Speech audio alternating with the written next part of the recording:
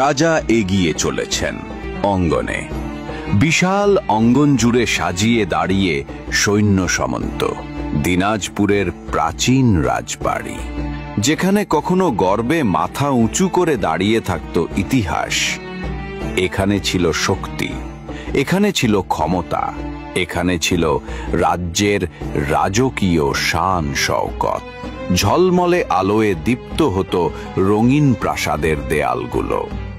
নকশা খচিত প্রতিটি খোদাই যেন এক একটা ইতিহাসের অধ্যায়।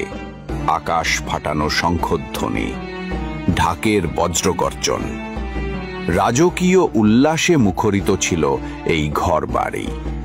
কিন্তু সময় কাউকে রেহাই দেয় না।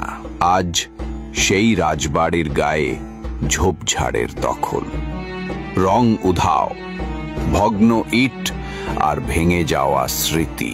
যেখানে রাজা হেঁটে বেড়াতেন, আজ সেখানে নীরব কালের ছায়া।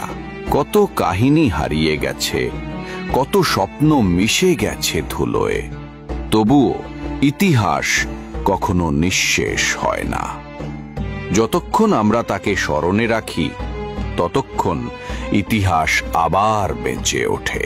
আজ এই ভিডিওতে আমরা ফিরিয়ে এনেছি সেই সোনালী যুগের প্রাণ স্পন্দন, যা ধুলোয় পুঁতে রাখা হয়েছিল।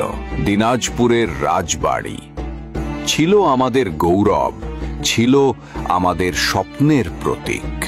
আবার ফিরে আসুক সেই রাজকীয় রূপ, কারণ এটি শুধু একটি রাজবাড়ি নয়, এটি আমাদের পরিচয়, এটি ইতিহাসের হৃদস্পন্দন।